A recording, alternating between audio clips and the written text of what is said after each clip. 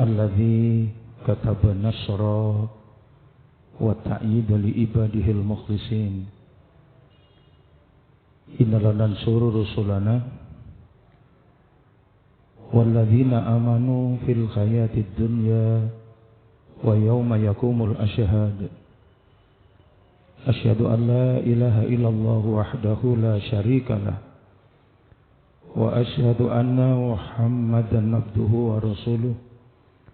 Allahumma salli wa sallim wa barik ala nabiyyina wa rasulina Muhammad wa ala alihi wa ashabihi alladhina jahadu fillahi haqqa jihadih. Fakataba lahum rabbuhum izzad dunya wa sya'adatal uqba yauma la yanfa'u malun wala banunun illa man atallaha biqalbin salim. Alhamdulillah, puji syukur marilah kita panjatkan kehadirat Allah Subhanahu wa taala atas segala kenikmatan yang dicurahkan oleh Allah. Pada kesempatan yang berbahagia ini, Allah memudahkan langkah kita. Bersama-sama kita bisa hadir, bisa memenuhi undangan jamuan istimewa yang disediakan oleh Allah, yang nilainya tiada terkira. Kita bisa bersama-sama melaksanakan sholat maghrib secara berjamaah. Mudah-mudahan ibadah kita ini diterima oleh Allah Subhanahu wa taala. Dan semoga kita semua yang hadir di majelis ini, hidup kita semua diselamatkan dan dibahagiakan oleh Allah Subhanahu wa taala. Para jamaah rahimakumullah, kita dibimbing oleh Allah supaya bisa menikmati dan merasakan kebahagiaan sempurna kehidupan, di mana setiap orang yang betul-betul yakin, orang-orang yang beriman kepada Allah, itu kemudian didorong untuk meningkatkan kualitas kehambaannya dari mukmin menjadi muttaqin, dari orang yang beriman kepada Allah menjadi orang yang hidup memilih jalan kemuliaan, yaitu orang yang bertakwa kepada Allah.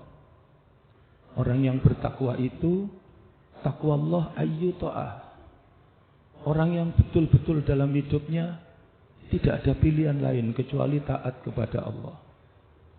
Yang kedua, takwa Allah wa yuskara fala yukfar. Orang yang bertakwa itu dalam hidupnya selalu bersyukur atas nikmat yang diberikan oleh Allah, tidak jatuh ke dalam kekufuran. Yang ketiga, takwa Allah wa yudhkaru fala yunsa. Orang yang bertakwa kepada Allah itu orang yang dalam hidupnya tidak pernah lepas dari berzikir kepada Allah Subhanahu wa taala. Nah, para jamaah, taat, bersyukur, selalu ingat kepada Allah, ini adalah bagian terpenting dalam hidup dan kehidupan kita. Sebab itulah jalan kemuliaan dan itulah menentukan derajat tinggi kita di sisi Allah, yaitu menjadi orang yang bertakwa kepada Allah Subhanahu wa taala. Maka dalam sabda Rasulullah mengajarkan kepada kita, ittaqillaha haitsuma kunta. Bertakwalah kepada Allah di mana saja kita berada. Dan para jamaah rahimakumullah, di antara warisan berharga yang kita berikan kepada anak keturunan kita adalah mengantarkan, mendidik, dan mewariskan keteguhan keyakinan kepada Allah, kemudian menunjukkan, memilihkan hidup dalam jalan kemuliaan menjadi orang yang bertakwa kepada Allah.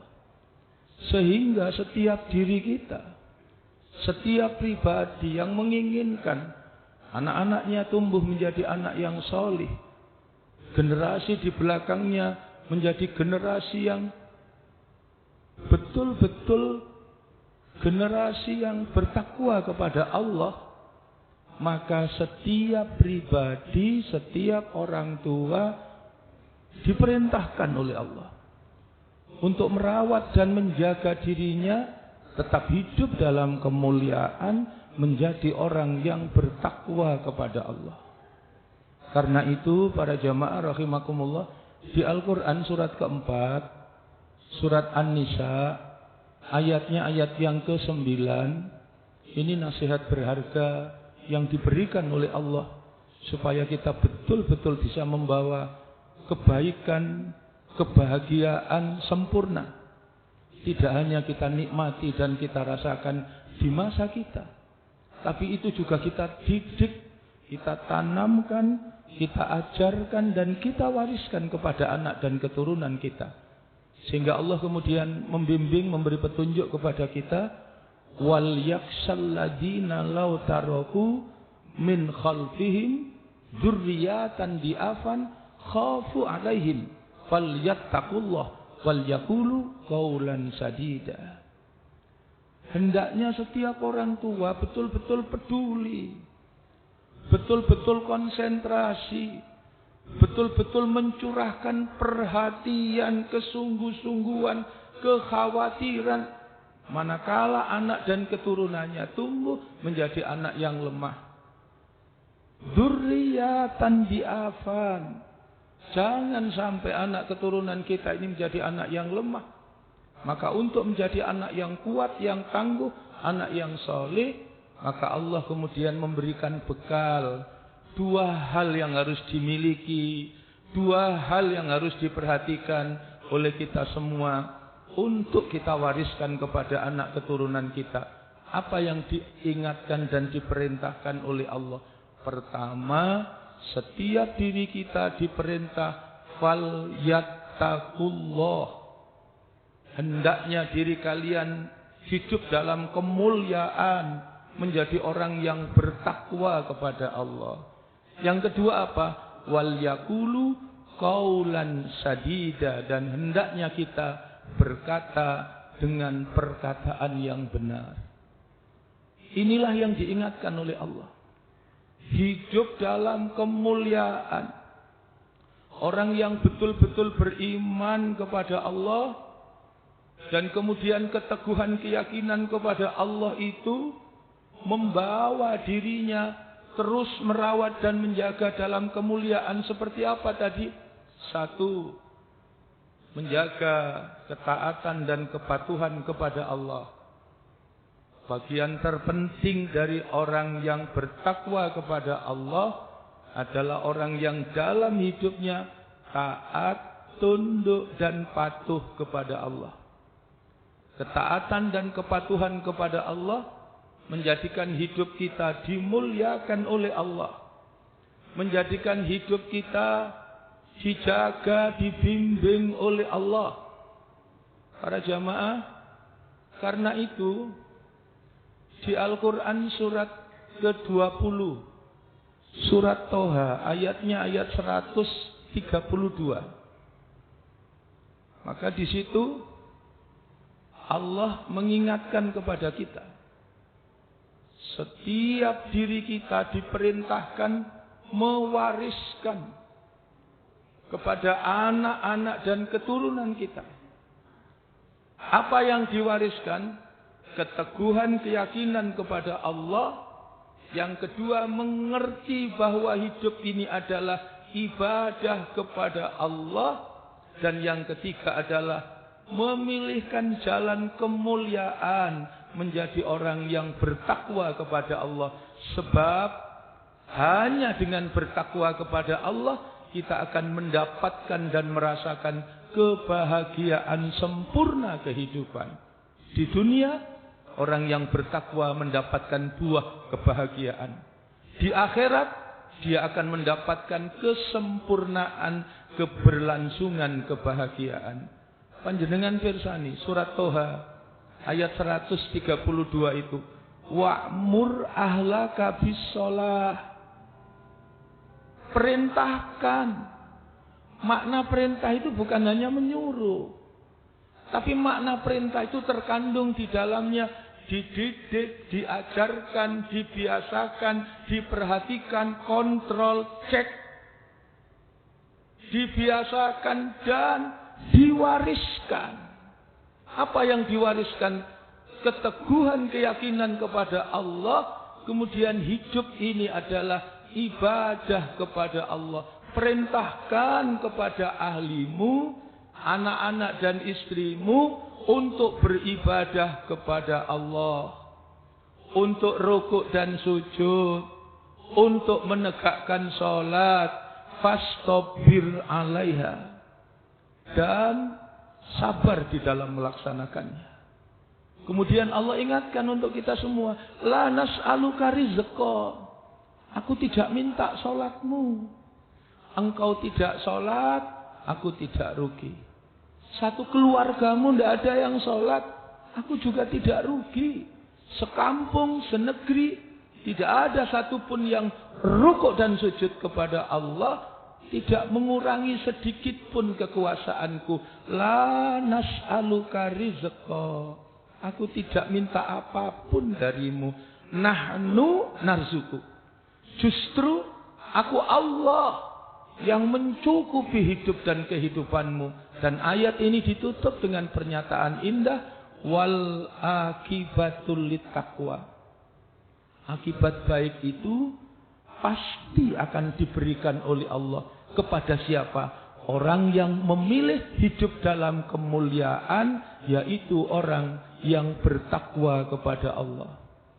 Inilah para jamaah, maka mewariskan dunia tidak salah. Dunia juga berharga. Betapa harta, betapa uang, betapa jabatan, betapa kekuasaan juga teramat penting dalam kehidupan. Tetapi itu semua menjadi tidak berharga dibandingkan sesuatu yang sangat mahal yang diingatkan oleh Allah. Apa itu? Ketaatan dan kepatuhan kepada Allah. Sehingga kalau panjenengan pirsani di Quran surat ke-13 surat Ar-Ra'd ayatnya ayat 18, itu ada perbandingan antara kenikmatan dunia dan akhirat. Itu tidak sebanding berapapun dan apapun yang kita miliki di dunia. Sampai kemudian Allah tunjukkan di surat Ar-Ra'd ayat 18 itu, lilladzina stajabu li rabbihimul husna. Adapun orang yang taat kepada Allah itu yang husna. Bagaimana orang yang dalam hidupnya tidak mau taat kepada Allah, tidak mau patuh kepada Allah, tidak mau menyembah kepada Allah, tidak mau beribadah, tidak mau rukuk dan sujud kepada Allah? Maka dijelaskan di lanjutan ayat ini, walladzina lam yastajibu lahu. Sedangkan orang-orang yang hidupnya tidak mau taat kepada Allah, lau anna lahum ma fil ardi jami'a, sekalipun dia kaya raya, seluruh isi dunia dia miliki, wa mislahu ma'ahu, kalau kurang aku tambah lagi satu dunia. Maka dua dunia dia miliki, tapi dia tidak taat kepada Allah. Dia bukan orang yang sukses, dia bukan orang yang kaya, dia bukan orang yang bahagia. Allah bahkan jelaskan, ulaika lahum su'ul hisab. Mereka ini adalah orang-orang yang merugi. Mereka ini adalah orang-orang yang bangkrut. Mereka ini bukan orang-orang yang beruntung. Mereka ini bukan orang-orang yang bahagia. Wa ma'wahum jahannam, dan tempat kembalinya adalah neraka jahannam, dan itu adalah seburuk-buruk tempat kembali. Maka para jamaah rahimakumullah, begitulah Allah ingatkan kepada kita. Karena itu warisan yang paling berharga kepada anak-anak kita adalah hidup dalam kemuliaan, menjadi orang yang bertakwa kepada Allah. Orang yang bertakwa kepada Allah itu adalah orang yang taat kepada Allah. Yang nilai ketaatan itu sungguh tidak bisa disejajarkan dengan berapapun kenikmatan di dunia.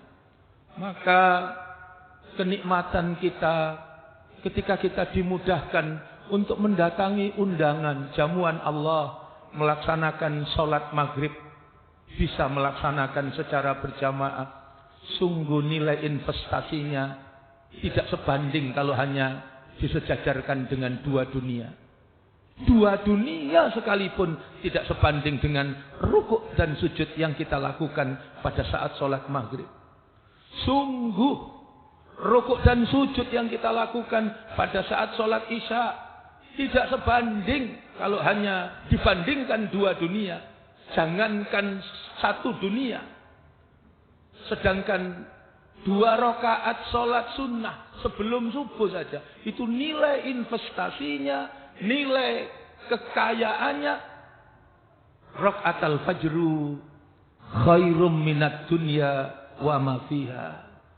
2 rakaat sholat sunnah yang kita kerjakan sebelum melaksanakan sholat subuh jauh lebih berharga dibanding dunia seisinya. Inilah warisan, inilah kekayaan berharga. Rabbi ja'alni muqimas shalah wa min dzurriyyati Rabbana wa taqabbal du'a. Doa yang dimunajatkan oleh para nabi, doa yang dimunajatkan oleh para nabi dan rasul, doa yang dimunajatkan oleh orang-orang soleh, yang diminta apa? Anak-anaknya menjadi anak yang tumbuh, mengerti dan menyadari kebesaran Allah, kagum kepada Allah, dan kemudian dia bisa bertakbir, bisa mengangkat tangannya untuk menyatakan keagungan dan kebesaran Allah, yaitu dengan menegakkan sholat, minta kepada Allah supaya anak-anaknya menjadi anak yang menegakkan sholat. Para jamaah, inilah yang ditunjukkan oleh Allah. Kekayaan mana yang melebihi kekayaan orang yang tidak pernah melewatkan malamnya dalam kemuliaan, hidup dalam ketaatan, penuh rasa syukur, di tengah-tengah rukuk dan sujud menangis berurai air mata, bersyukur kepada Allah. Hari ini masih diberikan kesempatan kehidupan oleh Allah. Hari ini bisa dibangunkan oleh Allah, dan hari ini tidak hanya sekedar membuka matanya, tapi membuka mata hatinya dengan penuh rasa syukur, meneteskan air mata, menikmati malam-malamnya. Dia tidak pernah kehilangan sepertiga malam terakhir dari waktu yang disediakan oleh Allah. Inilah warisan berharga yang kita berikan kepada anak dan keturunan kita. Maka surat ke-20 surat Toha ayat 132 betul-betul Allah ingatkan kekayaan berharga itu. Wa'mur ahlaka bis-shalah. Didik, tanamkan, ajarkan, perintahkan kepada ahlimu untuk rukuk dan sujud kepada Allah. Fastabir 'alaiha, dan yang sabar di dalam melaksanakannya. La nas'aluka rizqa, aku tidak minta rizki, aku tidak minta apapun darimu. Nahnu narzukuk, aku Allah yang mencukupi hidup dan kehidupanmu. Wal akibatul littaqwa, dan akibat baik itu pasti akan aku berikan bagi orang yang hidup dalam kemuliaan, yaitu orang yang bertakwa kepada Allah. Para jamaah, inilah yang harus kita miliki dan kemudian kita wariskan kepada anak dan keturunan kita. Apa?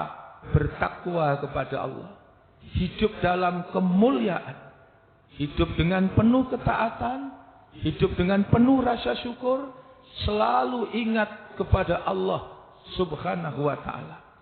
Disinilah yang kemudian Allah tunjukkan kepada kita.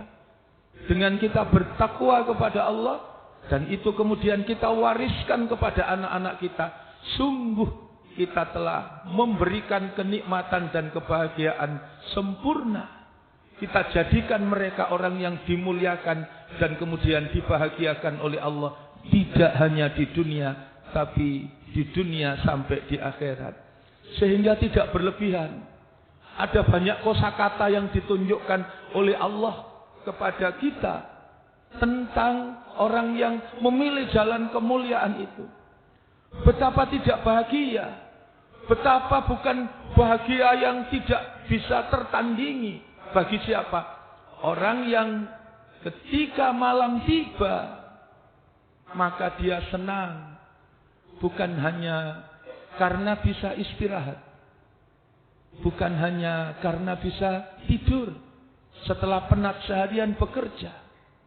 Tapi bagi orang yang hidup dalam kemuliaan, begitu malam tiba, ada harapan. Ada saat-saat yang menggembirakan. Ada situasi yang tidak bisa tergantikan. Apa itu? Sepertiga malam terakhir untuk kita bisa bertakarrub, kita bisa mendekat kepada Allah, untuk kita bisa rukuk dan sujud, untuk kita bisa berzikir kepada Allah. Maka jika itu yang kita tempuh dan kita lakukan, derajat kita ditinggikan oleh Allah, dan Allah berikan derajat dan tempat kemuliaan itu tidak hanya di dunia. Sampai ayatnya Quran surat ke-17 surat Al-Isra ayat 78, Hakimis sholata liduluki syamsi ila ghasaqil laili wa Qur'anal fajr. Inna Qur'anal fajri kana mashhuda wa minal laili fatahajjat bihi nafilatan lak asa ayyab'asaka rabbuka maqaman mahmuda. Ada maqaman mahmuda, ada tempat terpuji yang dijanjikan oleh Allah. Mana ada tempat kenikmatan yang melebihi tempat yang disediakan oleh Allah bagi siapa? Orang yang hidup dalam kemuliaan, tidak menyia-nyiakan setiap malam yang disediakan oleh Allah dalam kemuliaan. Atani Jibril faqala ya Muhammad isma syi'ta fa innaka mayyitun wa ahbib man syi'ta fa innaka mufarikun wa amal ma syi'ta fa innaka majzum bih wa alam anna syarafal mu'minin qiyamuhu fil lail wa izuhu istighfanu anin nas. Suatu saat malaikat Jibril itu mendatangi Rasulullah dan kemudian mendidik tentang kemuliaan kehidupan. Apa yang disampaikan Muhammad? Ingatkan. Sampaikan Muhammad. Apa yang disampaikan? Isma syi'ta. Silakan kalian hidup semau-mau kalian. Tapi ingat, fa innaka mayyitun. Kalian semua pasti akan mati. Yang kedua, wa akhbib man syi'ta. Silakan kalian hidup cinta dengan segala kesenangan dan kenikmatan dunia. Tapi ingat, apapun yang kita cintai, apapun yang kita sayangi, tanpa keteguhan keyakinan kepada Allah, hidup dalam ketaatan, penuh rasa syukur dan ingat kepada Allah, maka apapun yang kita cintai itu pasti akan berpisah dengan kita. Yang ketiga, wa'mal masyita. Berbuatlah di dunia ini semau-mau kita. Tapi ingat, apapun yang kita lakukan pasti akan diminta pertanggungjawaban. Maka kemudian dilanjutkan di riwayat itu, wa'alam, ketahuilah, anna syarafal mu'minin, sesungguhnya kemuliaan hidup bagi orang yang betul-betul yakin, bagi orang-orang yang beriman kepada Allah. Wa'alam, ketahuilah, anna syarafal mu'minin, sesungguhnya kemuliaan hidup bagi orang yang beriman tandanya dua. Apa yang membuat hidup kita mulia? Di riwayat ini, di hadis ini ditunjukkan, pertama, siyamuhu bil lail, menghidupkan malam. Ternyata begitu penting dalam Islam mendidik dan mengajarkan supaya apa? Kita tidak pernah melewatkan setiap kesempatan malam-malam yang disediakan oleh Allah. Yang kedua apa? Wa izzuhu istighwanu anin nas, dan hidup tidak bergantung kepada manusia. Meneguhkan keyakinan kepada Allah, kemudian menandai malam-malam penuh ketaatan kepada Allah Subhanahu wa taala. Sebab orang yang taat, orang yang tunduk, orang yang takarrub, orang yang mendekatkan diri kepada Allah, maka betul-betul hidupnya dalam lingkup bimbingan, petunjuk dan kasih sayang Allah. Sampai di hadis qudsi itu kan Allah jelaskan, man adali waliyan faqad adantuhu bil khair. Wa ma taqarraba ilayya 'abdi bisyai' ahabba ilayya mimma aftaraftu alaih. Wa ma yazalu 'abdi yataqarrabu ilayya bin nawafili hatta uhibbahu. Fa idza akhbabtuhu kuntu sam'ahul ladzi yasma'u bi wa basarul ladzi yubsiru bi wa yadahul ladzi yabtishu biha wa rijhul ladzi yamshi biha wa in sa'alani a'taituhu wa la in ista'adani la u'idanna. Masyaallah. Allah yang menjamin orang yang taat, tunduk, bertakarrub, mendekatkan diri kepada Allah, maka dia menjadi hamba yang dekat dan dicintai oleh Allah. Yang kemudian Allah jamin. Apa jaminan yang diberikan oleh Allah? Matanya akan dibimbing Allah, telinganya akan dibimbing Allah, tangannya akan dibimbing Allah, kakinya akan dibimbing Allah. Dia dalam pertolongan, penjagaan dan perlindungan dari Allah Subhanahu wa ta'ala. Inilah para jamaah, karena itu jika ingin anak-anak kita selamat, tumbuh menjadi anak yang soleh, maka setiap orang tua wajib mewariskan. Apa yang diwariskan? Yang diwariskan adalah keteguhan keyakinan, hidup dalam kemuliaan, menjadi orang yang bertakwa kepada Allah. Maka setiap diri kita dituntut oleh Allah untuk selalu menjaga ritme kehidupan, merawat diri dalam kemuliaan, tidak menjatuhkan diri dalam kehinaan, hidup sebagai orang yang bertakwa kepada Allah. Sehingga kalau di surat ketiga, surat Ali Imran, ayatnya ayat 102, jelas di situ diingatkan kita oleh Allah, ya ayyuhalladzina amanu taqullaha haqqa tuqatih wa la tamutunna illa wa antum muslimun. Di ayat ini pertama, bahagia itu ketika kita yakin kepada Allah sebagai orang yang beriman. Yang kedua, ayat ini mengajarkan kepada kita kenikmatan di dunia ini bukan segala-galanya, tapi ada kenikmatan yang jauh lebih besar, yaitu kenikmatan hidup di akhirat. Yang ketiga, karena itu di dunia jalani dengan kemuliaan. Jangan tertipu dan terjebak karena saking cintanya dengan kenikmatan dunia, kemudian jatuh ke dalam kehinaan, kehilangan hidup dalam kemuliaan. Yang keempat, jika ingin bahagia sempurna, tidak ada pilihan lain, maka hiduplah dengan aturan, petunjuk dan bimbingan dari Allah. Hiduplah dengan manhaj, risalah. Hiduplah dengan ad-din, jalan keselamatan dan kebahagiaan yang diberikan oleh Allah, yaitu ad-dinul Islam. Para jamaah, begitulah Allah mengajarkan kepada kita. Maka satu, mewariskan dan menanamkan kepada anak dan keturunan kita kekayaan yang sangat berharga, yang tidak bisa disejajarkan dengan segala kenikmatan hidup di dunia, yaitu apa? Hidup dalam ketaatan kepada Allah. Nilai ketaatan kepada Allah sekali lagi jauh lebih berharga dibanding hanya sekedar dua dunia.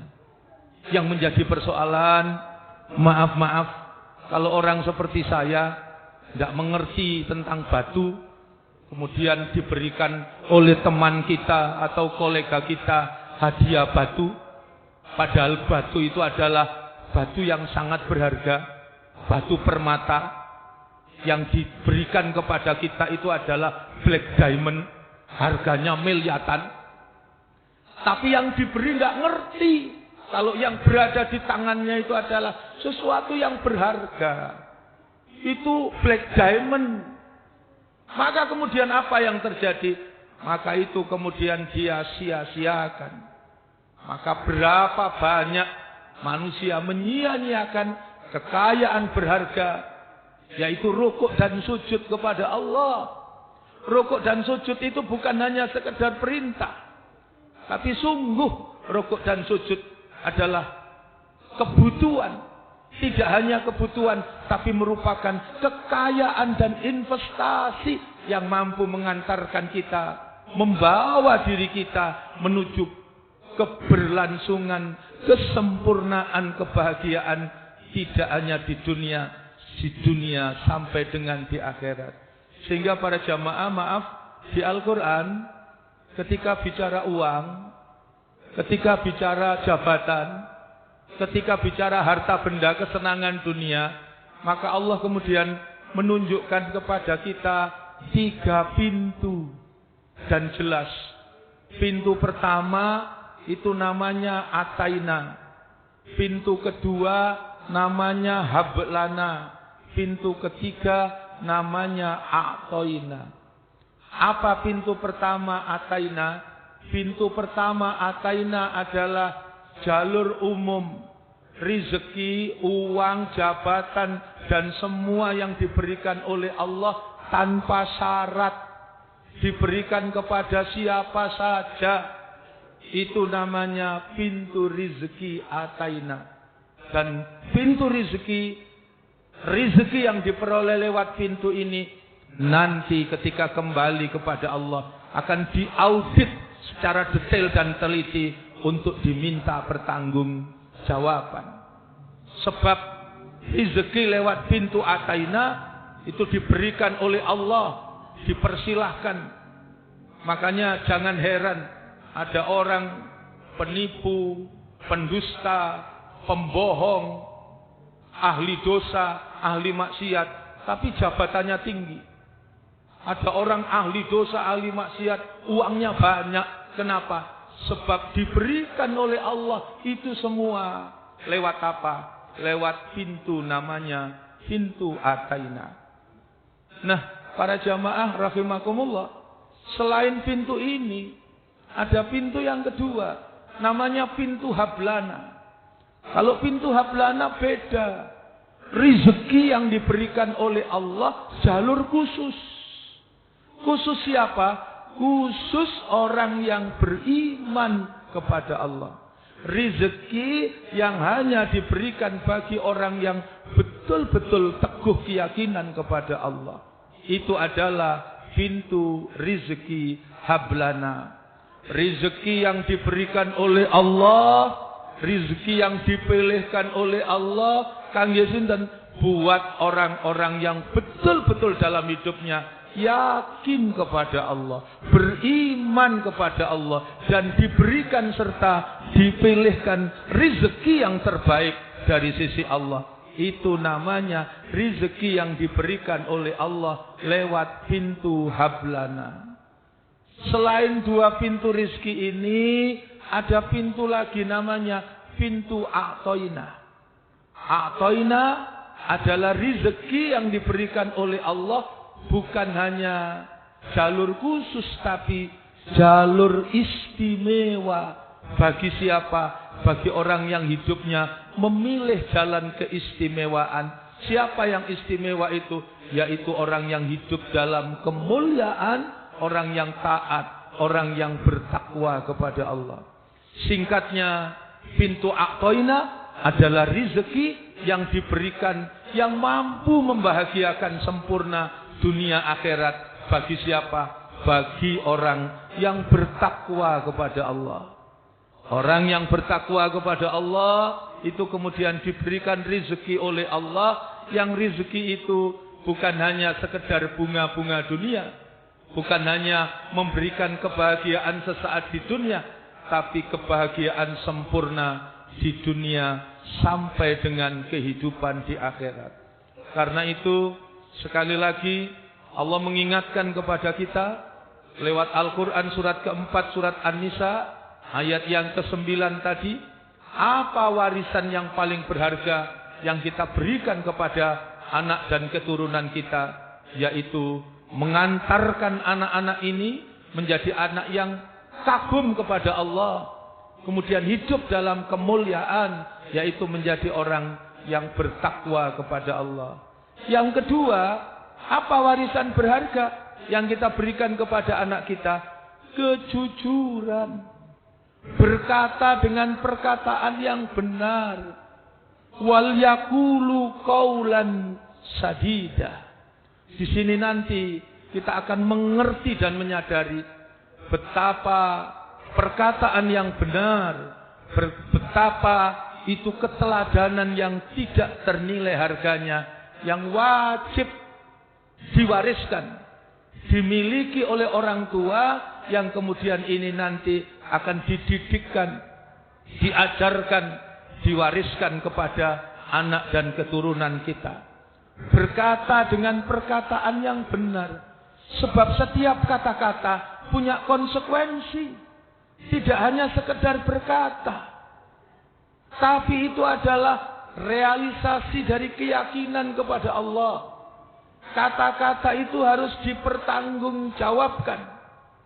Kata-kata itu menjadi cerminan dari akhlak. Maka seindah-indahnya perkataan adalah kebenaran. Maka di situ yang diperintahkan apa? Warisan berharga yang kedua, setelah memilihkan hidup dalam kemuliaan, menjadi orang yang bertakwa kepada Allah, maka yang kedua adalah wal yaqulu qaulan sadida, berkata dengan perkataan yang benar. Sehingga panjenengan bisa cek Quran surat ke-27. Di Quran surat ke-27 ayat 16 itu ditunjukkan di situ Allah berfirman, wa warisa Sulaimanu Daud, mewarisi Nabi Sulaiman dari Nabi Daud. Coba mari panjenengan renungkan. Kalau bicara warisan, itu pikiran kita nyambung langsung mesti kepada harta. Kalau bicara warisan, ya nyambungnya kepada uang.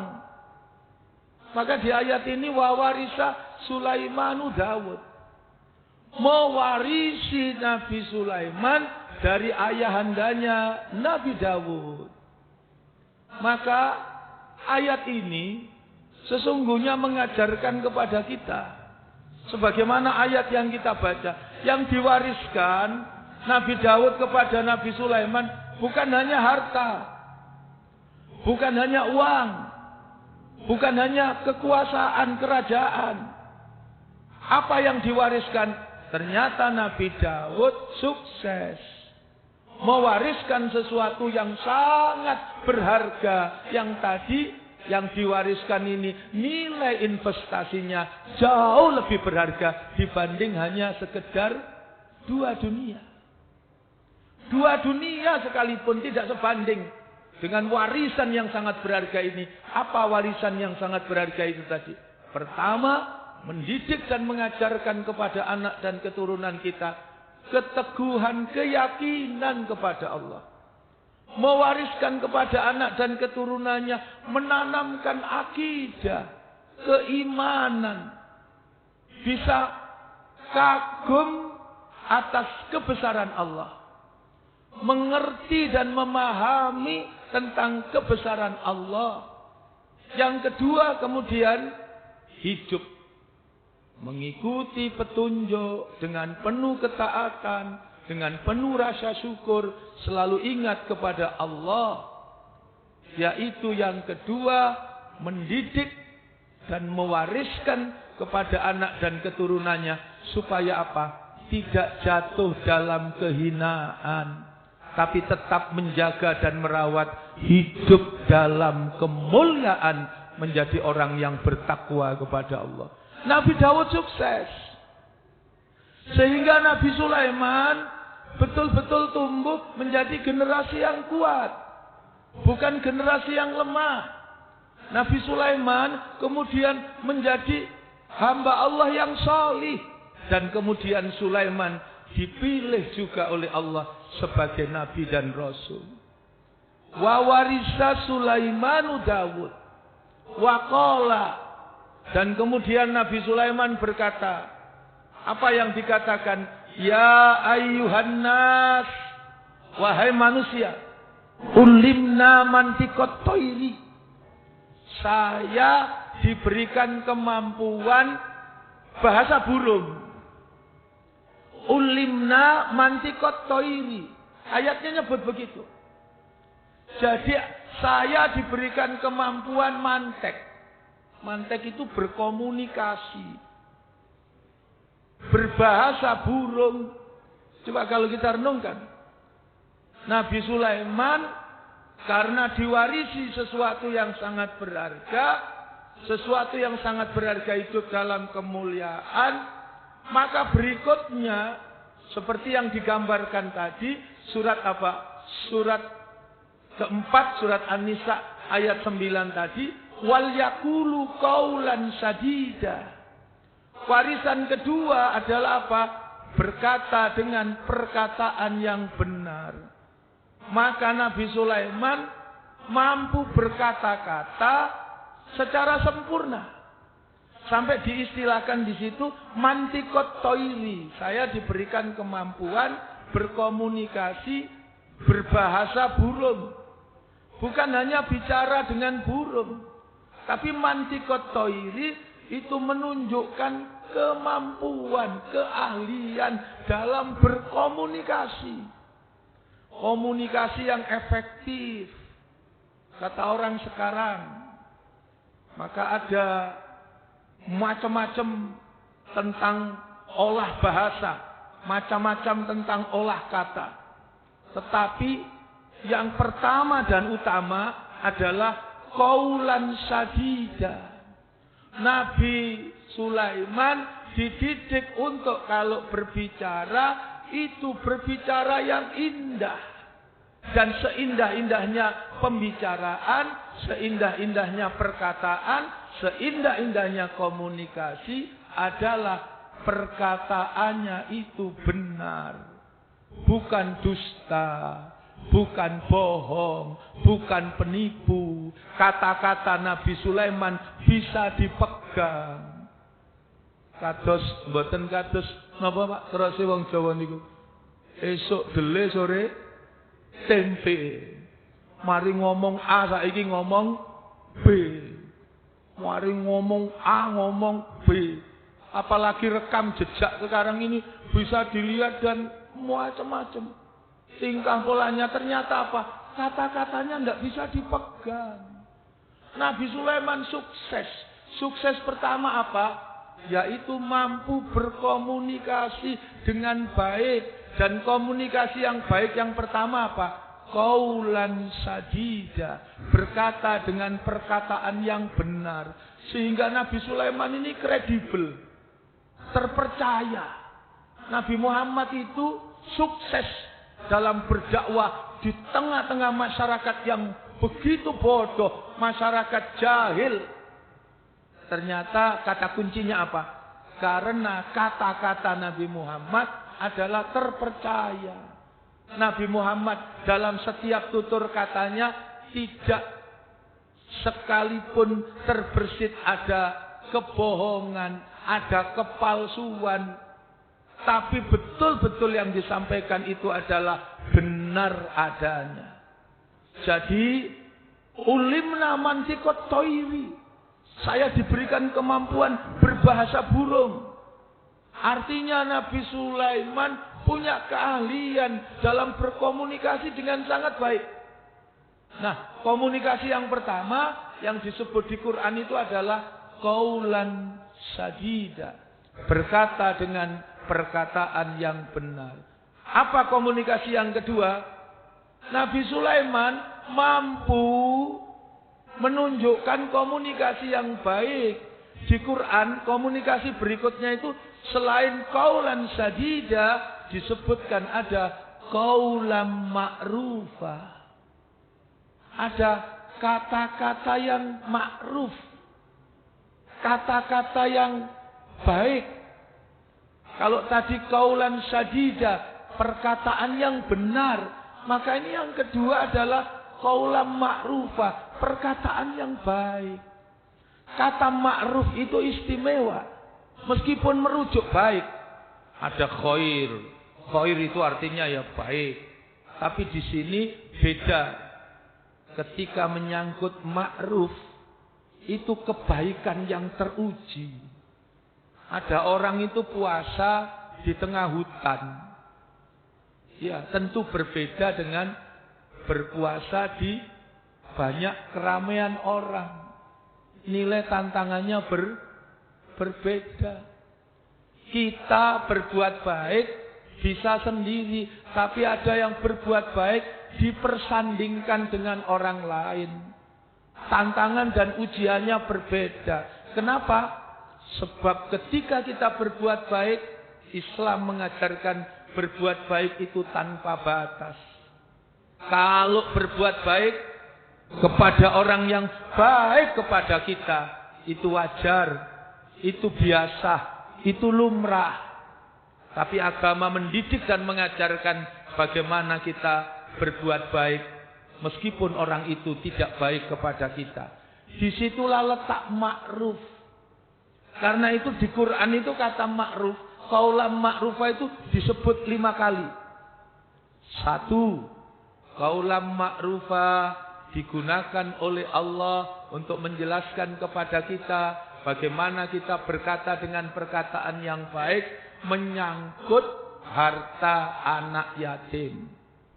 Jadi ketika anak yatim punya harta, sementara anaknya masih belum balik, anaknya masih belum berakal sempurna, maka jangan semua hartanya diberikan kepada anak itu. Bisa-bisa habis, tapi dikelola, asal jangan dimakan, jangan memakan hartanya anak yatim. Nanti pada saatnya diserahkan kepada anak itu dengan penjelasan yang sangat jelas. Ini saya kelola dulu hartamu segini, diambil sama paman segini, tapi saya tidak mengambil hartamu. Ini adalah hasil pengembangannya. Hasilnya yang saya ambil segini dan untuk kamu segini. Sekarang jadi sebegini. Itu adalah qaulan ma'rufa. Bahkan qaulan ma'rufa itu langsung untuk berkata-kata dengan anak yatim. Yang mungkin ujiannya berat. Sampai kemudian Nabi menunjukkan jarinya begini. Ana wakafal yatimi fil jannah. Kedekatan yang ini. Saya beserta orang-orang yang mencintai anak-anak yatim. Tempatnya di surga itu dekat gitu. Nabi memberikan isyarat di tangannya itu. Saking beratnya nilai perjuangan. Maka tidak jarang kemudian anak-anak yatim yang dalam kepengasuhan itu menjadi ujian. Karena sikap dan perilakunya yang begitu menjadi ujian yang sangat berat. Tapi jika itu bisa dilalui, kita tidak pernah mengirikan kata-kata yang buruk, kata-kata yang kotor, tapi betul-betul dididik dan diarahkan dengan perkataan yang baik, itulah namanya qaulan ma'rufa. Selain itu juga ada kaitannya dengan infak. Itu disebut juga dengan qaulan ma'rufa. Kemudian ketentuan istri Nabi itu juga disebut qaulan ma'rufa. Satu lagi itu disebut di Al-Quran itu kaitannya dengan khitbah. Apa itu Pak? Melamar. Itu juga ada idiom menggunakan kata qaulan ma'rufa. Ada 5. Selain qaulan sadida, kemudian qaulan ma'rufa, ada berikutnya qaulan karimah. Qaulan karimah itu perkataan yang mulia dan itu istimewa. Kenapa? Karena ini suara yang sama saja tidak boleh. Itu bahkan jatuh ke dalam kedurhakaan. Karena qaulan karimah itu adalah kata kaitannya dengan berbakti kepada kedua orang tua. Kaitannya dengan anak yang berbakti dan bukan anak yang durhaka. Qaulan karimah. Selain qaulan karimah ada lagi namanya qaulan balighon. Qaulan balighon itu adalah kata-kata yang meresap, merasuk ke dalam jiwa. Kata-katanya betul-betul memberikan hujah, mewarnai orang yang diajak bicara itu, kemudian mengantarkan, menggeser dari keburukan menuju kebaikan, dari kedurhakaan menuju ketaatan. itu qaulan balighon. Ada lagi qaulan layyina, kata-kata yang lembut. Selain kata-kata yang lembut, ada lagi qaulan maisyuran, kata-kata yang pantas. Jadi ketika begitu luar biasa menggoda, ternyata kita tidak terpancing, tidak melampaui batas, tidak mengeluarkan kata-kata yang buruk, tapi setidak-tidaknya kata-kata yang pantas. Dan itu yang dimiliki Nabi Sulaiman. Nabi Sulaiman sukses mengatur dan menata kehidupan karena dia mampu mengkomunikasikan setiap persoalan dengan baik, sehingga semua yang diberikan oleh Allah membawa ke dalam kebaikan. Maka inilah para jamaah, kalau nanti kita buka kembali Al-Quran surat keempat, surat An-Nisa ayat yang ke-9, Allah mendidik dan mengajarkan kepada kita supaya mewariskan kekayaan yang sangat berharga kepada anak keturunan kita. Apa itu? Bertakwa kepada Allah dan berkata dengan perkataan yang benar. Mudah-mudahan umur kita barokah, mudah-mudahan harta kita barokah, keluarga kita barokah, kita semua dijaga dan dilindungi oleh Allah. Kita semua, diri kita, pasangan kita, anak-anak kita dibimbing dan diantarkan oleh Allah menjadi hamba-hamba Allah yang salih, yang teguh pendirian, yang istiqomah di jalan kebenaran. Diantarkanlah kita semua menjadi hamba-hamba Allah yang santun, yang berjiwa rahmah, yang mampu berbuat adil, yang teguh pendirian, yang istiqomah di jalan kebenaran. Semoga Allah memudahkan semua urusan kita, menjauhkan kita semua dari bala dan musibah. Mudah-mudahan di antara kita yang sakit, mudah-mudahan diangkat penyakitnya oleh Allah. Saudara-saudara kita yang diuji dengan berbagai kesulitan dan sakit, mudah-mudahan penyakitnya diangkat oleh Allah Subhanahu wa taala. Mudah-mudahan Allah Subhanahu wa taala memberikan kepada kita hikmah ilmu yang bermanfaat, yang dengan ilmu itu membimbing diri kita semua, menjauhkan diri dari jalan kehinaan dan tetap hidup dalam kemuliaan, menjadi orang yang bertakwa kepada Allah. Rabbana dzalamna anfusana fa illam taghfir lana wa tarhamna lanakunanna minal khasirin. Ya Hayyu ya Qayyum bi rahmatika astaghis aslih li sa'ni kullahu wala taqilni ila nafsi tarfata aini.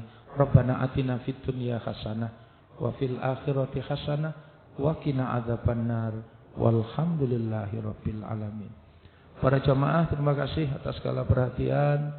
Subhanakallahumma wa bihamdika asyhadu an la ilaha illa anta astaghfiruka wa atubu ilaik.